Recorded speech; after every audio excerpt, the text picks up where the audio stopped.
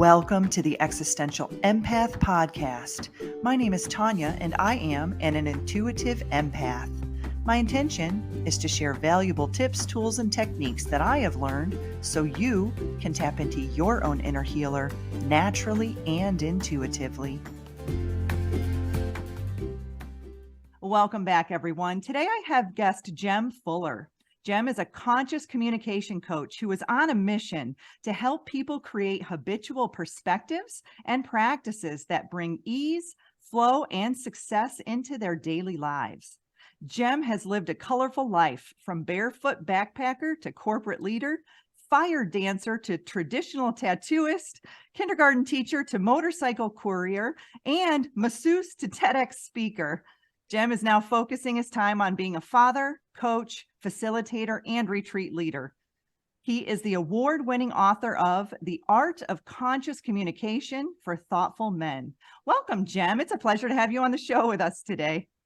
Tanya, thank you so much for having me on your show. I've been looking forward to this conversation. This is going to be fun. So we're going to talk about culture, resilience, leadership, and communication, building your capabilities. And so I thought what we could do is break down each one of those. And I'd like to start off with culture. Jem, in my early 30s, I went through a divorce. And at that time, I made a conscious decision that I wanted to travel to as many places as I could. And as a result, I have probably been to more than 50 countries and at least 35 states here in the United States. And I wanted to meet new people, learn new cultures, try new foods, all the exciting things that we do when we travel. And so, Jem, learning more about you, you have really lived, you're like me. I feel like, we really have embraced this life that we have, and that's really exciting. And so I want you to kind of start off by telling us about what you have learned through all of the experiences and all of the culture and diversity that you have experienced in your life thus far. Yeah, absolutely. Look, I think that to solve some of the biggest problems, we need to broaden our range of diversity of cultural input. If we were to just sit with one demographic sitting around a table trying to solve a problem, then we're only going to have a very narrow bandwidth, so to say, of creative solutions to that problem. But if we can find a way to harness the power of diversity, so if we could have a broad range of people from different backgrounds and different ideas and different spirituality and, different political ideas and religious ideas or whatever it is, the tricky part is then being able to communicate and to bridge those divides of difference. But there are ways to do that. And when we can bridge those divides of difference and welcome many different opinions, and when we can open our mind and loosen our tight grip on the way we think things should be, because we all have most people have a very strong idea of how they think things should be. When we can just relax a little bit and seek to understand difference, then the bandwidth of creative possibility gets really wide, and we can then come up collaboratively. As humanity, we can come up with solutions, really creative, innovative solutions to big problems, problems like climate change and global pandemics and inequality. These problems don't discriminate. A pandemic, we found that out. Pandemic doesn't care where you grew up. If it's going to get you, it's going to get you, Climate change does not mind where you grew up. If it's going to get you, it's going to get you, right? So we're all on Earth, right? We're all being affected by it. Yeah. So these are problems for all of us. And, I've been like you. I just have been so super curious to travel to as many varied and different wonderful places as possible for two reasons. One, because I love nature and I've always wanted to go and visit and immerse myself in beautiful nature. And also the other reason is because I love people. I really have always been fascinated with how can I connect with someone who's really different to me? Yeah. What do we have in common? And so through doing that all around the world, I've realized that there are some real fundamental things that all humans share. We all need food and shelter. We all need water. We all love our family. Some families have rifts, but we all want to protect our children, right? Mm-hmm. We all bleed the same color blood. Mhm. You know, we have so much in common. And when we can remember that and come together and celebrate our differences, then we can harness this cultural piece, you know. Absolutely. And I guess that's one thing that I noticed traveling all over the world is that many people, no matter what language you speak, no matter what color your skin, you like to connect over food. This is something that I Yeah, yeah. noticed. I mean, no matter where I was at, I remember being in Greece and they did not speak English but they welcomed me into their home, which was a restaurant, and sat us all down and fed us, and we connected just like we would have had we been speaking the same language. We were speaking the Yeah, language of comfort and love, at that yeah. time. And so just feeling into that energy and having a deeper understanding of it. And so Jem, why is traveling to remote areas so healing for us? I know for me, I had gone through a divorce and I thought, I want to see the world. And I healed so significantly during that time of all those travels. So, in your opinion, why is traveling so healing? I think one of the primary reasons is because it gives us perspective. You know, the more varied your experience in terms of where you've been around the world, the broader your perspective, you Mhm. know. And when we have a very narrow perspective and we take our own life so seriously and our problems are so big perceptually, Yeah. we can get stuck in this woe is me thing, you know. But when you get out into the big wide world, you realize there's a lot of people out there dealing with problems that you don't have to deal with, you know, and that you're a tiny part of a much bigger system. And I think it helps put our problems into perspective. It really does. And so, you talked about the importance of connection with nature, and I feel very strongly, very passionately about that as well. I had lived in the state of Florida for about 20 years, and I was feeling very guided to move out to the Pacific Northwest. And you can kind of see these are kind of the mountains that I have behind me. Uh, and I was just being really guided to be more in nature. And so let's talk about that because I know you conduct retreats or you facilitate retreats and you do that in a nature setting. So let's talk about the healing benefits of nature. Yeah. Again, it's, I mean, look, we've measured, scientifically measured now the physiological benefits to us from nature immersion. There's some wonderful studies that have been going on for decades in Japan, and they call it tree bathing. And they've been measuring the health benefits of but really lying in a forest and spending time tree bathing, they call it, which is nice. And so there's the natural benefits. Also, at altitude, we experience negative ions are released more in the air at altitude and by flowing water, so by rivers and things like this. And these negative ions are actually really healthy for us. That's why we feel good. We all know experientially, you go for a walk in the mountains, you feel good. You know, Yeah. you go for a swim in the ocean, you feel good. So there's scientific reason for that. But also, again, the perspective, you know, like those mountains behind you remind me a little bit of the Himalayan mountains where I take people on retreat, and we walk very remote. We go up to high altitude, and the mountains are so big.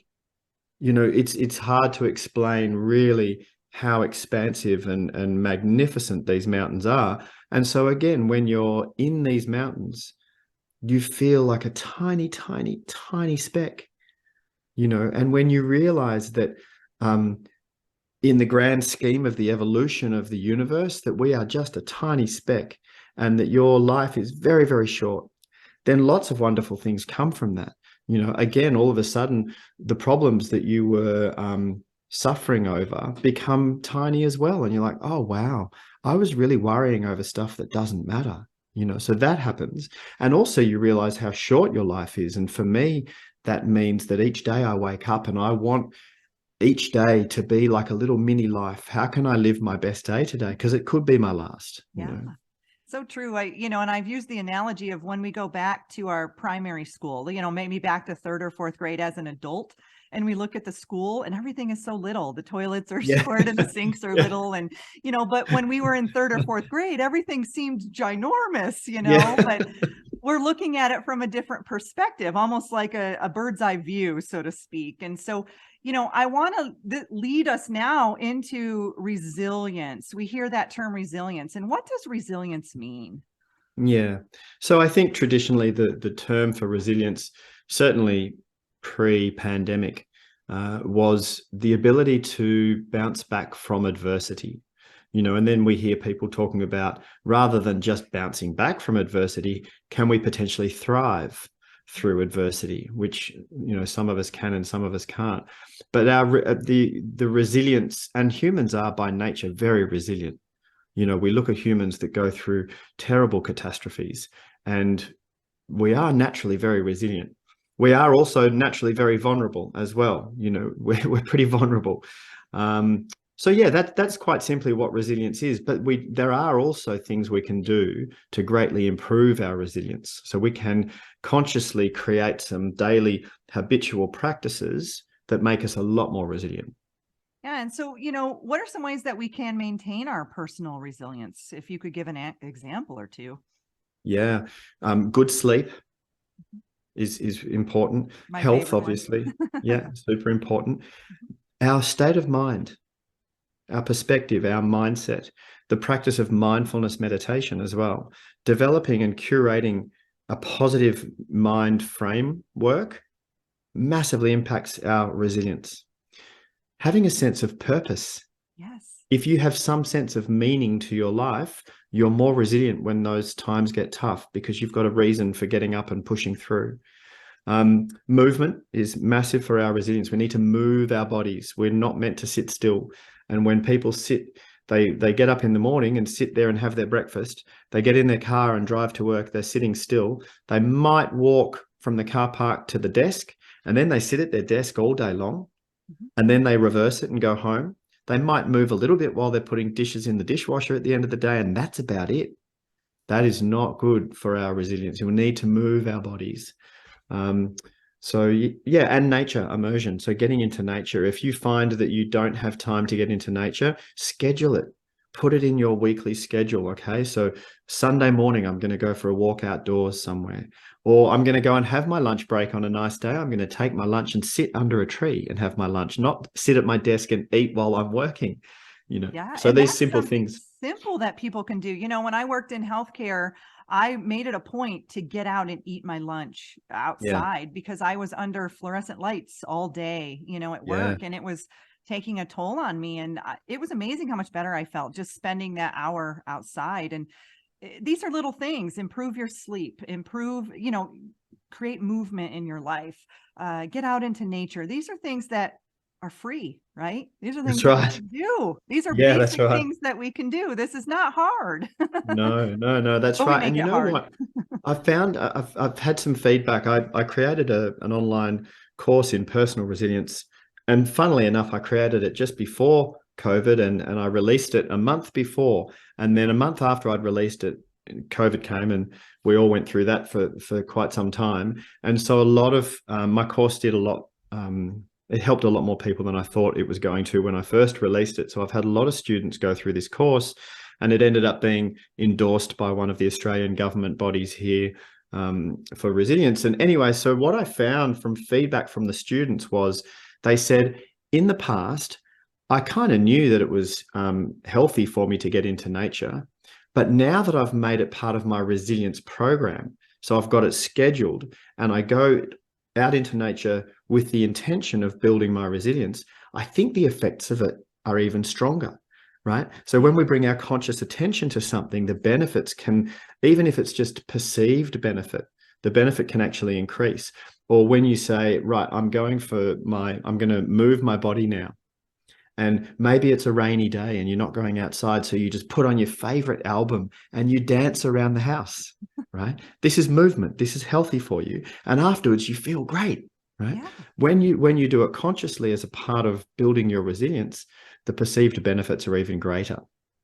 absolutely. And I think, the Earth's heartbeat is called the Schumann resonance. The Schumann resonance puts off a frequency, right? And that is in the same frequency as our brainwave state. So us as humans, we are naturally attuned to the earth. We're naturally attuned to nature. So when we find ourselves feeling disconnected from nature, just breathing in the fresh air, and I get like that sometimes here in the winter months because it gets really cold, here, and Yeah. I find myself, I just want to get outside. I need to feel the sun, but just if I can, popping my head out and just taking a few deep breaths in of fresh air, I can feel that reset, within my Yeah. body. And then if I can get out and get a walk in and that. So, these are very easy things we can do. And no matter where you live, like you said, if you can't get outside, then do some qigong, and I've done shows on all of this. These are very simple things that we can do to create more resilience and to maintain our personal resilience. And so, Jem, let's move into communication now. So, how effectively we communicate affects all areas of our lives. And so, what is conscious communication and why is it so important? Yeah, well, like you said, Tonya, communication underpins our ability to be effective in every aspect of our life, whether it's taking an idea and manifesting that into reality. Without communication, you can't do that. Arguably, most importantly, in our relationships, the quality of our life is directly correlated to the quality of our relationships, and our relationships depend on communication. Quite often I'll see people who, say in a romantic relationship, and they love each other, but they're missing each other in the communication. And so the relationship is a struggle for them. But it's not because they don't love each other. It's just that they're missing each other in the communication. So communication is ultimately important. And communication comes from the Latin noun communicatio, which is a sharing. It's not a telling, it's a sharing. Right. And the verb communicare, which means to make common. So when we communicate, it's about making something common. So a lot of the leaning in and seeking to understand when we listen. And so then to be more conscious in communication is to be more aware of the communication itself. So more aware of the other person, more aware of the higher purpose of this communication, more aware of yourself. Noticing when you're getting defensive or noticing when your ego is jumping in and trying to, get your point across without listening to the other person, just being more aware so that we can kind of elevate above the basic level of backwards and forwards and then seek to come to a common understanding. Yeah. And I think you highlighted something that, the younger version of myself wouldn't have thought of communication as listening to. And I think that's important. And I think the more you practice conscious communication, and I notice this with my clients, some of them just want to be listened to. They want to be heard. And that can be really powerful.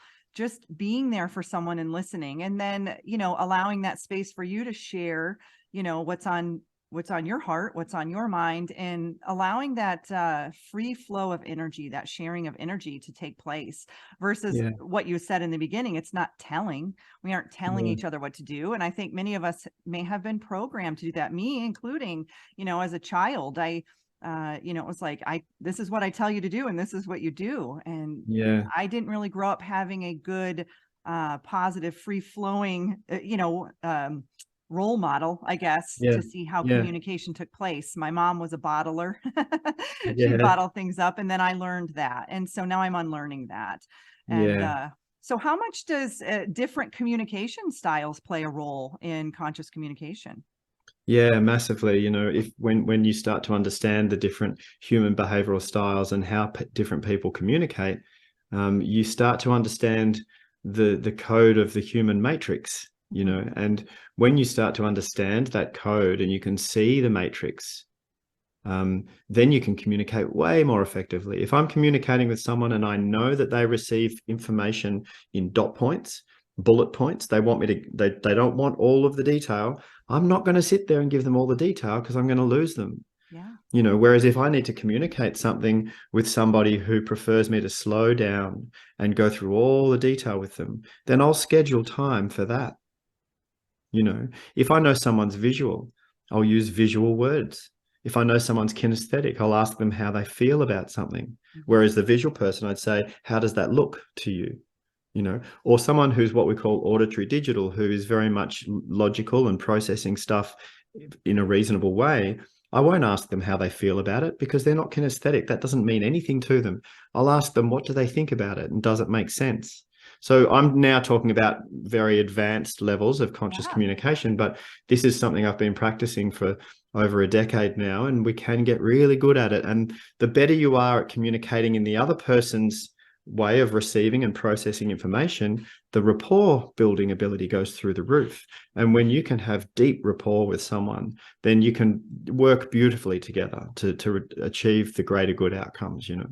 Yeah, and it sounds like you're using your intuition to kind of pick up on everybody's different communication styles too. And I think that's a part of uh, being a conscious communicator, is just really feeling into that as well and saying, okay, I can, just by observing this person, I can kind of get a sense for how they communicate and how they would Yeah. receive Yeah, information. and if you're in relationship with someone, even say it's a professional relationship, and you're working with someone on a team, you don't even need to guess.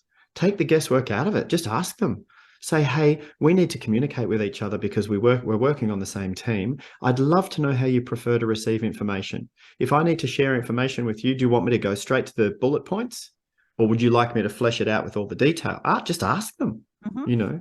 And do you prefer time to process the information before I need a decision from you? Or do you like to make decisions on the spot? You let me know and I'll honor your style, you know. Yeah, great. And so, I think being a good communicator leads right into what we're going to talk about next, which is leadership. And Jem, I could probably count on one hand the amount of leaders, good quality leaders that I've had in my life that have really helped me feel engaged, helped me feel motivated as an employee. And so, what are some qualities of some high performing and effective leaders? Yeah, well, communication, like you said, Tanya, it feeds right into it. And I think initially for a leader to be able to understand the people they're leading to on a personal level as well, and you don't need to know all the personal details of their life, but what matters to them as a leader, if you can be curious about what actually matters to this person on my team, what do they care about, what's where's the meaning in their work, in their life, you know. And if you understand that and you can find a way to align that to the organization's purpose, well, that's a wonderful place to start. So this is about listening and understanding and being curious about the people as individuals, you know, making them feel significant. Once you've got that happening, then your role as the leader, which is to make them feel safe about where we're going, which is into the unknown, right? We're going into the future and it's unknown. And if you can help them feel engaged and aligned and safe by painting a clear picture of where we're going and what that looks like, then you're doing a great job as a leader. Yeah. And so, there's times in our life when we are kind of, we need to step into that leadership role. Now, I've always been a natural leader. And there's times when I'm saying, okay, I'm going to step back a little bit and allow others to take the lead. But then they turn to me and say, hey, take the lead. It's like, okay, this must be my energy here. So, what advice do you have for people who might be more on the following side that may not feel confident or comfortable stepping into a leadership role? You don't need to be any different. You don't need to be more like anybody else. If you're naturally introvert, love that. Find your confidence as that, because you have great ideas, and leading up the line or leading, you know, across with teammates, which basically just means influencing, having some influence. You can go to your leader who might be more extrovert and outspoken. You can go to your leader when in a one-to-one, you know, or by the coffee machine, and just say, hey, I am more introvert and it takes me some time to process and formulate the idea that I've got and I want to share with you. Is it okay with you after our team meetings, if I've had an idea, can I just book 10 minutes with you the following day to come and share the ideas I had in that meeting? Because I wasn't quite ready to share them in the meeting, but I'd love to share them with you because I think they'll help you lead us to better outcomes. Mhm. Right. So, yeah, you don't need to be more like anyone else. You're exactly who you should be in this moment, and you'll continue to improve and grow. But just be you and find ways to communicate and lead being you. You know, you don't need to be the person who's up there confident, public speaking and, you know, rallying the troops and saying, come on, everyone. You don't need to be like that to be a leader. Yeah. And I don't want to be like that to always be a leader. It's like I can fill that role if I need to, but there's times when it's nice to sit back and see others take that role too. And I've noticed that, throughout my corporate careers and whatnot. And I would get pressure from above to take those leadership positions because they knew I had those capabilities to do that. And, you just touched on it again. It's communication. It's utilizing your conscious communication skills to, pull your boss aside and say, hey, I don't necessarily feel comfortable sharing this information in front of a group yet, but I'd love to schedule some time with you where I could share with Yeah. you some of my thoughts. Yeah, absolutely. And if you are leading a team and you want to encourage the people in your team to share more, and you want to create a psychologically safe environment where they feel safe to have a crazy idea, or where they feel safe to come up with something that might not fly, then you can go and ask them as a leader. You can go up to them and say, hey, I'm obviously I'm in the role of leader of this team, but I can't do this on my own. I don't know everything. And there's stuff that you know that I don't know. And there's ideas that you have that I'll never have. And I need you. Mhm. Say that to them. I need you. Can I please ask you to share your ideas with me? Because it'll help us as a team collectively create better results and get where we need to go.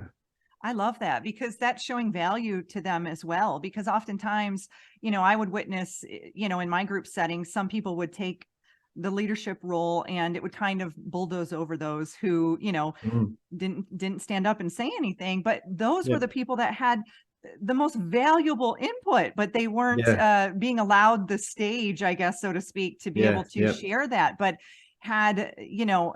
had my leader, or even myself for that matter, taken that person aside and said, hey, share with me what you thought about that meeting, and Yeah. receive some more information from them. Because just because they aren't feeling comfortable to speak up in a group setting, not everybody is, doesn't mean that they don't have valuable input, right? 100%.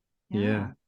Yeah. So Jem, let's talk a little bit about the services that you provide, all of the retreats and your coaching. Yeah, absolutely. I guess I'll start with something that I'm really excited about. Just recently, an organization, a client of mine here in Australia, they are how many years old are they? They've just come out of their startup. They're 4 or 5 years old and successful. They've had a really wonderful startup success.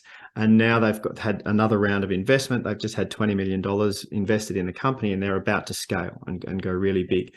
And I've been helping them build their culture through their startup. And culture, organizational culture, is ultimately important. If you don't have a super clear mission, why are we here, a clear vision of where we're going, and agreed values on how we all agree to show up and work together, if that's not in place, the culture will accidentally form anyway, but it can go skew if and really lead to a world of pain. And they said, you've helped us create this clear culture. Can you please run a program for our executive team on how to language that, and then how to create the implementation tools, the strategies to implement this culture through all the levels of the org chart as we grow, so that we can maintain this alignment. So I put this program together for them. I'm really excited now. It's a 12-week program that I can run for any company around the world who are now looking to scale and want to get super clear on their culture. So that's one thing I'm really enjoying at the moment. Another program that I've been running over the last couple of years that's been helping organizations with their people it was a resilience program for people. It's a 12-month resilience program. And now it's more about people empowerment, high performance for people in organizations. And the great thing about it with the technology these days is that I run it live for the organization, and they can have as many employees show up as they want. So sometimes I'm running it for 200 employees, with an international organization, and they're all getting the same messaging. They're all getting the same development, so they can share that language as they move forward. And the organization gets to keep the recordings.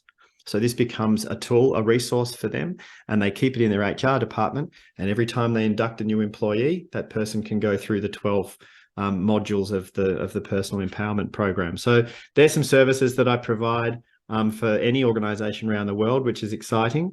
And then there's the retreats. We run the retreat in the Himalaya, like I said. We also run one in Bali. We had one booked in Costa Rica, which is much closer to you guys. Yeah. But that was booked for before COVID, and we had to cancel it because COVID came. But I'm looking to run retreats in Central America as well again soon. And we also run them here in Australia, obviously. My book, I would love if people want to check out my book, The Art of Conscious Communication. That's been getting rave reviews and winning awards around the world. And my TEDx talk, if you jump onto YouTube and type in Jem Fuller, you can watch my TEDx talk. So there you go. Absolutely. And so, at your retreats, what is the focus? What do you help people with at the retreats? It's the content, the course content is around 4 conversations. And these conversations are about a reconnection, because I believe that although we've become separated from some of the intrinsic truths of the universe, I believe we already know this stuff. On some level, we already know this stuff. So the first one is a reconnection to self, which is a reparation, a reconciliation with your relationship with self and the past. And that's a really beautiful conversation that we have. When I say conversation, this is content that goes for a day. It's full immersion. And then there's a reconnection to the greater system, being a part of nature, being a part of the greater system, because we're actually, like you said before, we're actually in tune with it. We just forget that. Mm-hmm. But we can access flow a lot more easily when we remember how to, and use some practices, some formulas on how to remember that we are actually connected to nature, and we can harness that. The third conversation is around purpose, what they call in India, Dharma, which is having a meaningful life. We talk about that. And then the fourth conversation is a reconnection to others. So we discuss all those human behavioral styles that I was talking about. We talk about the human love languages. We talk about different modalities of processing information and how you can better read other humans so that you can communicate more effectively with them and create healthier, more nourishing relationships. Wow, that sounds powerful. How long are your retreats? How many days? The India one is 12 days. And so we do 4 days of content, and then we do 7 days of trekking, remote trekking. So this India, the Himalaya one, is not for the faint-hearted. Talk about resilience right there. Yeah. Yeah, we trek remote. The Bali one is the opposite. The Bali one is 5-star spa villas, spa treatments, lots of pampering and cocktails at the end of the night. Nice. Yeah. And so that's the other end. And that one's only 5 days. So if you can't get away for 2 weeks, it's just a 5-day program. And it's in northern Bali in this private, beautiful retreat center. So yeah, they vary in length. That's nice. And it sounds like it varies in abilities as well. I've got a friend who lives in Nepal, and he's like, you need to come over and hike Everest. I'm like, listen, I just moved out to North Idaho. I'm just learning how to hike these mountains. I'm not sure I'm ready for Everest yet. But I do take Shilajit. Shilajit is the black tar that comes off of the Himalayan mountains that helps with oxygenation in your body. Right. And so I'm like, okay, I'm starting to take that. Yeah, great. That's a start. That's a start. So, Jem, where can people connect with you? Where can they learn more? Jemfuller.com is my website. You can reach out to me through the contact form there. That email will find its way to me. If you want to follow me, I post every day on Insta, and that's Jem Fuller. I'm on LinkedIn and Facebook and all the usual places as Jem Fuller. But yeah, you can probably, if you want to actually contact me, either DM me through Insta or just fill out the contact form on my website. Great. That's easy enough. Well, thank you, Jem. This was a very wonderful conversation. I mean, I know it was very brief and we could have gone more into detail on each of the topics, but I appreciate you coming on the show today and sharing all of the amazing things that you're doing and all of the knowledge and wisdom that you have accumulated throughout your life, and now you're sharing with others. That's such a blessing to the world. Oh, thank you so much for having me on your show. You deserve to navigate your life in alignment with health, happiness, and abundance. To learn more about the services that I provide, including Beyond Quantum Healing Hypnosis, EFT tapping, and the Emotion Code, visit my website at www.theexistentialempath.com.